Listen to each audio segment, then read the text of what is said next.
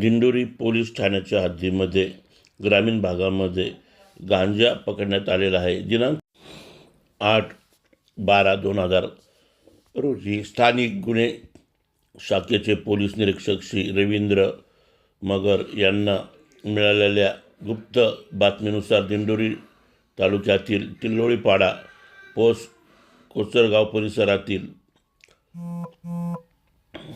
एक इसम अवैधरित्या अंमली पदार्थ कब्जात बाळगून विक्री करत असल्याची माहिती मिळाली होती।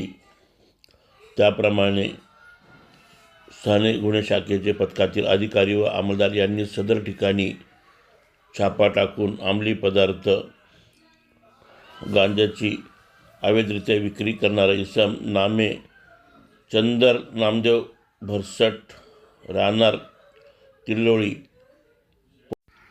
यास ताब्यात घेऊन अटक करण्यात आलेली आहे। पुढील तपास दिंडोरी पोलीस करत आहे।